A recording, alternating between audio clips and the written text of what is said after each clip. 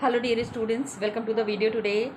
So children, we are carrying on with this chapter 3 in history, where we are talking about industrialization. Yes, lot of industrial activities that had happened. The world has seen a very developmental scenario. This scenario changed after the industrialization had happened. This is what we are understanding.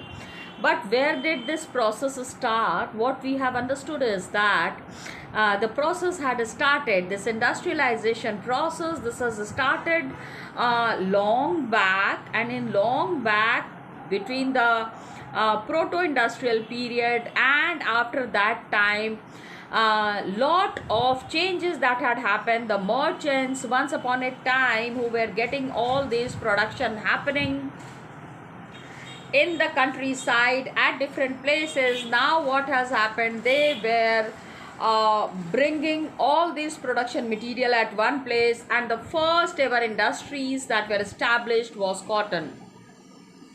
Next, children, the industries after cotton, the one of the most important industries is yes, after cotton, the important industry that we are talking about is iron and steel. Children, please try to understand, just when the iron and steel production had happened, after that you can see the underground railways construction that was happening. Illustrated times 1868 में we are seeing this picture was there. 1868 में हमारे यहाँ क्या हो रहा था? What was happening in India?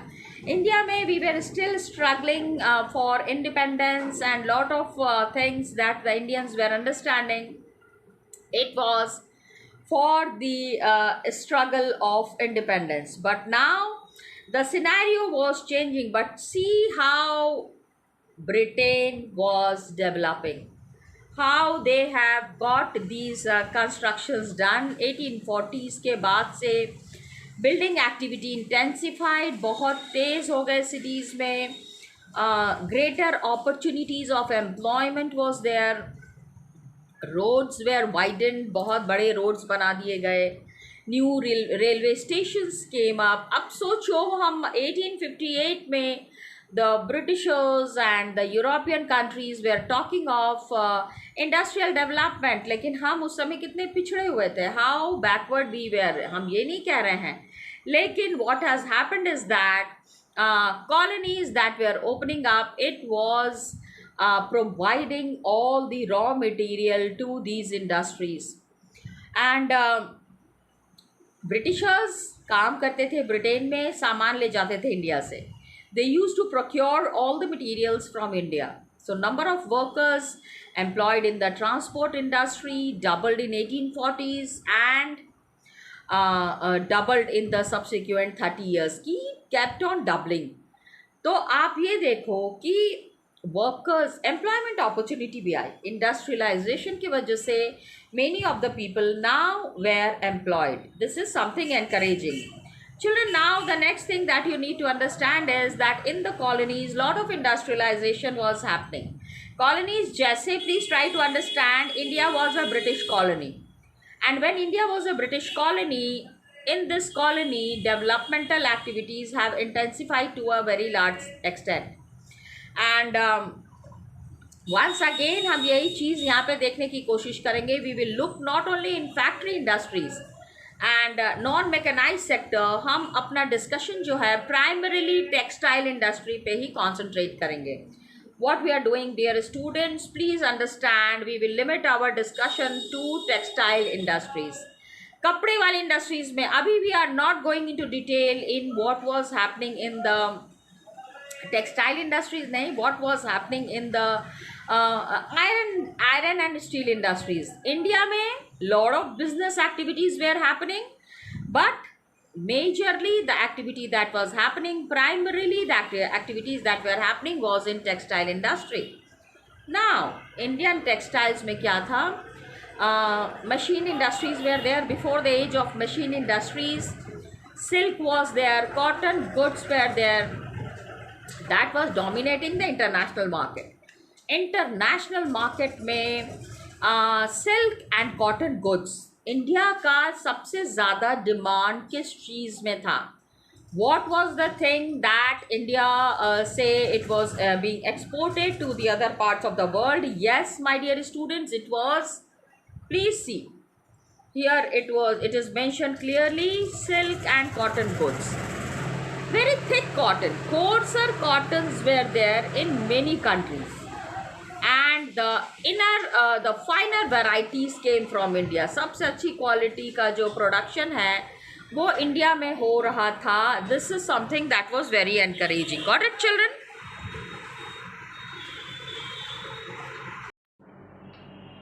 So Armenian and Persian merchants क्या करते थे ये? They used to take the goods from Punjab to Afghanistan. Now, dear students, please see the major Indian cities that were Indian states that were in the ancient times most important for the business purpose. Eastern Persia, Central Asia, काफ़ी सारा textile, bales of textile was carried. Just see, children, underlining your northwest frontier. Northwest frontier. Yes, children, did you identify the sector? No, it is the present day Pakistan. Present day Pakistan, initially जिस समय की बात मैं कर रही हूँ, at that time it was not Pakistan. It was northwest frontier. And mountains के थ्रू, डेजर्ट के थ्रू पंजाब से सामान ले जाके merchants they were exporting it to Afghanistan. Got it, children? Please understand. अब क्या हुआ? एक तो ये रूट था. This was one of the routes. Let's understand the other route. Fine textile was carried on camel back. और ये कहाँ से ये सारा सामान वहां अगर जा रहा है, कैसे जा रहा है? On the camel back. North west frontier, mountain passes, desert, ये सारा सामान जो है from India it is going to the other parts.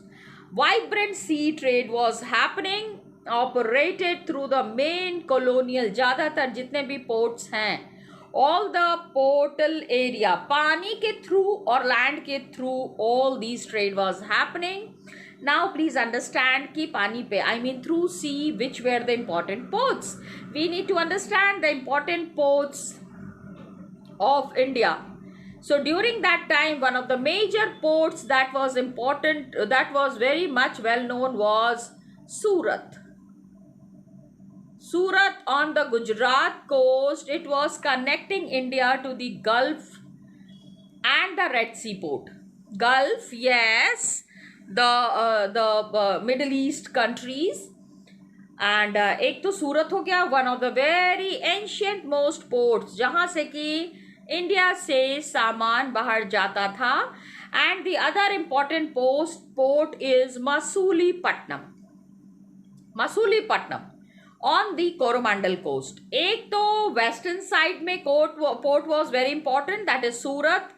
And the another important port was Masulipatam on the Coromandel coast.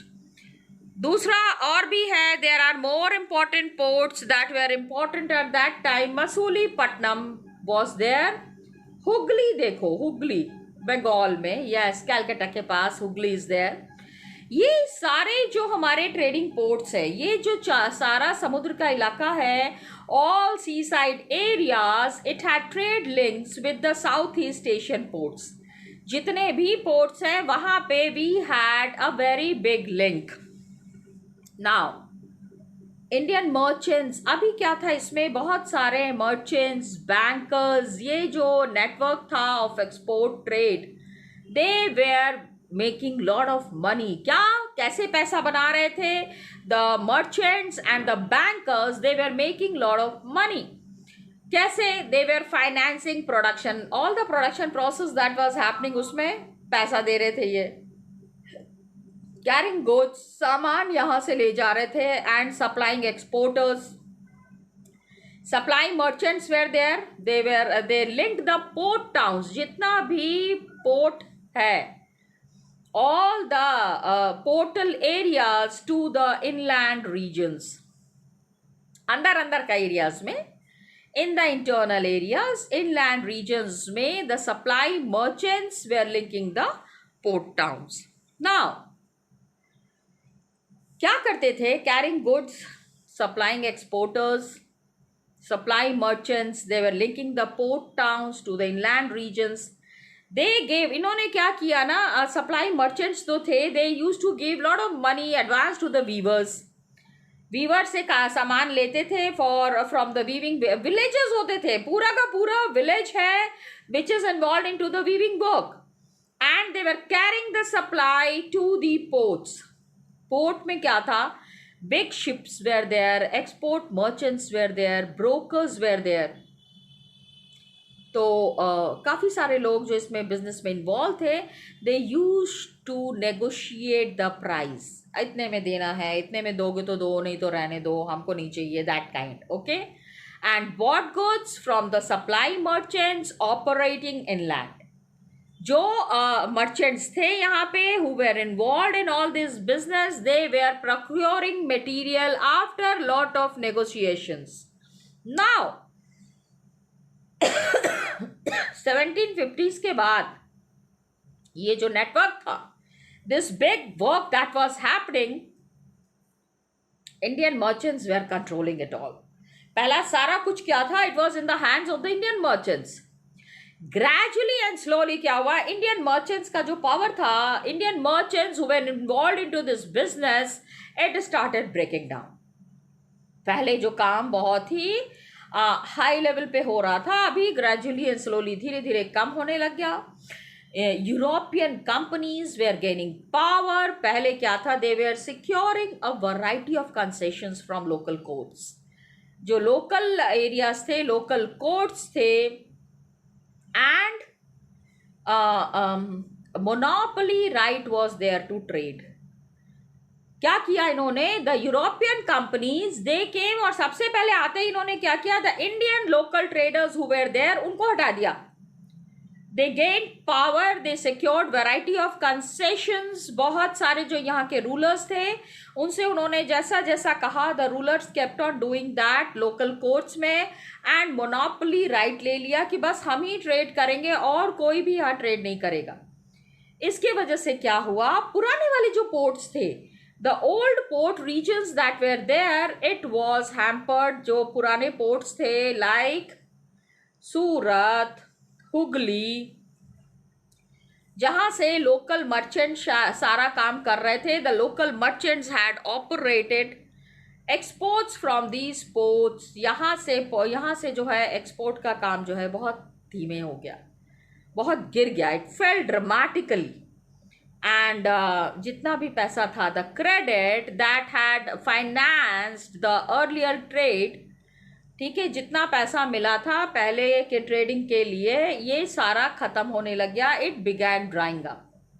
Okay. And local bankers क्या हुआ, देखो decline old. देखो जैसे ही Surat and Hooghly declined, decline means कि once upon a time this were most important ports. अभी क्या हो गया कि ये पोर्ट्स को कोई भी कंसिडर नहीं कर रहा था. The European companies came here and they established their own port in their own manner. अपनी मर्जी से इन्होंने अपना बिजनेस शुरू कर दिया. लोकल मर्चेंट्स जो ऑपरेट कर रहे थे, एक्सपोर्ट्स फ्रॉम दीज पोर्ट्स, यहाँ से जितना भी सामान एक्सपोर्ट हो रहा था कम होता चला गया, गिरता चला गया. एंड जितना पैसा था, the credit that had financed the earlier trade, पहले जितना भी क्रेडिट था, पहले जितना भी पैसा मिला हुआ था, it all began drying up. ये धीरे धीरे कम होने लग गया. लोकल बैंकर्स जो पहले जो बहुत अमीर थे, पैसे बहुत सारे बिजनेस में लगा रहे थे, suddenly they were bankrupt. Bankrupt, you understand? Yes, बिल्कुल. उनके सारा खजाना खाली हो गया एंड ये काफी सारे इसमें रोड्स पे आ गए.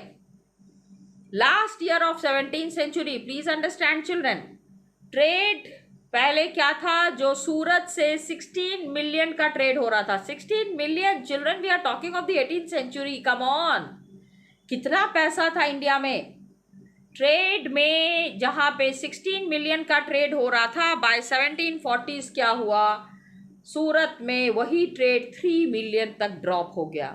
कैसे?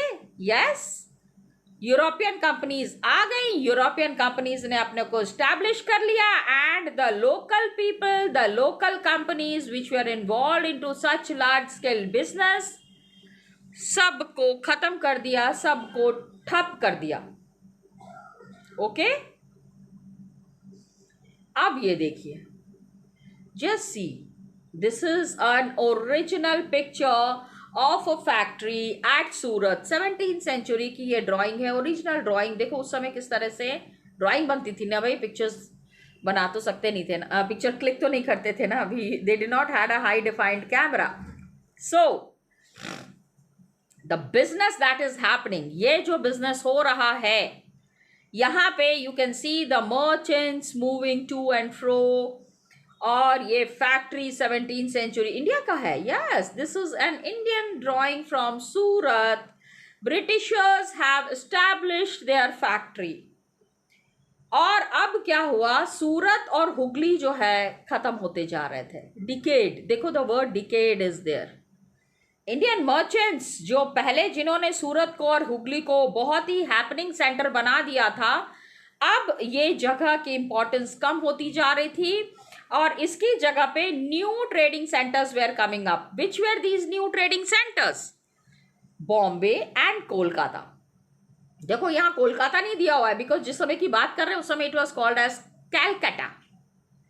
Okay, so Surat, Hooghly declined, Bombay, Calcutta grew up, and यहां से क्या हुआ, old ports started shifting to the new ones. Children please understand, सूरत और हुगली खत्म हो रहा था and Bombay and Calcutta where coming up. क्यों? Because Bombay and Calcutta where the new manufacturing centres, these were the new business centres. Old port खत्म होके new ones पे आ गए, and this was the growth of colonial power. The Britishers were started establishing their power, and European companies were controlling all the trade. ये सारा trade कैसे होता था? This all trade was carried on European ship. वो Britishers जो आए, Europeans जो आए, उनका अपना तरीका था, एंड वो अपने तरीके से ही बिजनेस कर रहे थे। Many old trading houses collapsed. बहुत सारे पुरानी ट्रेडिंग कंपनीज जो थी वो तो खत्म हो गई। Yes, because the European companies have established, and European and जो, अब भाई देखो किसी का भी बिजनेस खत्म होगा अच्छा थोड़ा ही लगेगा। Please understand the kind of problems that the people were facing. Many old trading houses collapsed, and those who wanted to survive, अब उनको किसके अंडर में काम करना पड़ रहा था? जो चाहते थे कि किसी तरह से ट्रेड ठहर जाए, किसी तरह से ट्रेड रुक जाए, उनका नेटवर्किंग, उनका trading was happening through the European trading companies. Now they were operating with in a network जो कि यूरोपियन ट्रेडिंग कंपनीज ने बनाया था।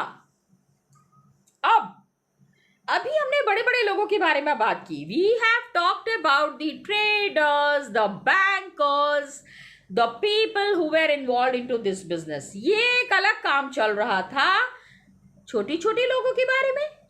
Let us understand what was happening with the small type of people. How did this change affect the life of viewers and other artisans? अब लोगों की जिंदगी पे भी असर पड़ने लगा। छोटे छोटे जो मैन्युफैक्चरर्स थे, छोटे छोटे आर्टिशियंस थे, उनकी लाइफ बिल्कुल हेल होती चली गई। वीवर्स के साथ क्या हुआ? See understand what happened. You will be shocked and astonished to know कि ये जो वीवर्स थे, ये जो आर्टिशियंस थे, ब्रिटिशर्स ने उनको कितना परेशान किया। How much they were troubled by the Britishers. We will be understanding this. And weavers के साथ क्या हुआ? ईस्ट इंडिया कंपनी जो है इनका, it was the consolidation was there of East India Company 1760s के बाद, and it did not lead to a decline in textile exports from India. India से जो टेक्सटाइल एक्सपोर्ट हुआ वहां पे there was no decline British cotton industries, ठीक है। Textile export did not decline, cotton industries अभी तक इट डिड नॉट एक्सपैंड, बढ़ा भी नहीं था। इंडियन टेक्सटाइल्स वेयर बहुत ज़्यादा, it was in great demand in Europe. Fine quality silk, fine quality cotton was found in India.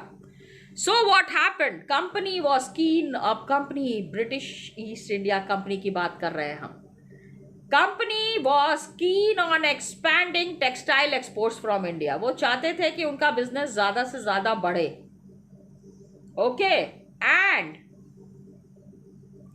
पहले इन्होंने अपने आप को स्टैब्लिश खाली बिजनेस करने के लिए आए थे ना, initially they had come just for business. They wanted to expand textile export from India. They established political power in Bengal and Carnatic in 1760s and 1770s में। 1760s and 1770s में इन्होंने अपने आप को स्टैब्लिश किया। East India company को बहुत मुश्किल हो रही थी regular supply of cotton for goods for export. Export के लिए इनको सामान नहीं मिल रहा था। The French, the Dutch, Portuguese, local traders आपस में ही काफी सारे कॉम्पिटिशन्स हो रहे थे। They were competing on a very large scale in the market to secure woven cloth. ये चाहते थे कि all the companies wanted, whether Portuguese, whether British, whether Indian, all these were finding it difficult to ensure a regular supply। लगातार इनको supply मिल नहीं रहा था of goods for export। French, Dutch, Portuguese and local traders, they were all competing in the market। competition काफी तगड़ा था between all these companies। they wanted to secure woven cloth। and अब क्या हुआ, मार किसके ऊपर पड़ी, the hard hit people were the weavers and supply merchants। they could bargain, try selling the produce to the best buyer। weavers and the supply merchants जो है, अब उन्होंने इन ट्रेडिंग कंपनीज के साथ बार्गेनिंग शुरू की। तो company officials when they were writing letter to the Britishers continuously complained कि इनको सप्लाई नहीं मिल रही है, इनको हाई प्राइसेस है, बहुत सारी परेशानियां हो रही हैं। कंप्लेन तो ये कर ही रहे थे, ठीक है। And what happened, once East India Company established their power, political power, they had a monopoly right to trade, ठीक है। मोनोपोली, अब इन्होंने अपना मोनोपोली एस्टैब्लिश कर लिया, right to trade. Because London में वापस ये काफ़ी सारा they were continuously complaining to the officials कि ट्रेड करना चाह रहे हैं लेकिन यहाँ के लोगों को उतना इंटरेस्ट नहीं है, because they are more keen on supplying the goods to the other companies. तो ईस्ट इंडिया कंपनी ने क्या किया, दे asserted a monopoly right to trade। please understand what is monopoly। monopoly, only the Britishers can trade in India, no other company was allowed to trade in India। अब there was a system of management control जिसमें कि they tried to eliminate competition। इनको competition नहीं चाहिए था। they started controlling the cost, कितने दाम पे बेचोगे, कितने पैसे में मैन्युफैक्चर करोगे, and management and eliminate competition, control the cost, ensure the regular supplies of cotton and silk goods। ठीक है, काफी अच्छे से इन्होंने सारी चीजें कैप्चर की। Britishers have been always very smart in trading. ऐसे आइडियाज लेके आते थे कि और कोई कंपनी ट्रेड कर ही नहीं पाएगी, खाली ब्रिटिशर्स ही ट्रेड करते रहेंगे, ओके। एंड जब पॉलिटिकली दे बिकम पावरफुल, उन्होंने फ्रेंच को हरा दिया, पोर्तुगीज को हरा दिया, अब they got the monopoly right to trade. And अब इनका अपना मैनेजमेंट था, इनका अपना कंट्रोल था, जिसमें there was no competition, only the britishers were left to do trading in India and they were controlling. अब देखो क्या क्या कर रहे थे, दे एलिमिनेटेड, पहला तो इन्होंने कंपटीशन खत्म कर दिया, सारे ट्रेडिंग कंपनीज को हटा दिया यहां से. दे वर कंट्रोलिंग द कॉस्ट, कितने दाम पे बेचोगे, एंड रेगुलर सप्लाईज, इतने दिन में ही इतना सामान मिलना चाहिए, कोई और हमको रोकने की कोशिश ना करे. Regular supply of cotton and silk goods. कैसे किया उन्होंने ये काम? Actually how did they do this? Let us understand the process. ठीक है? So dear students, this process we will be understanding in the next video. Till then children, thank you so much and all the best to you.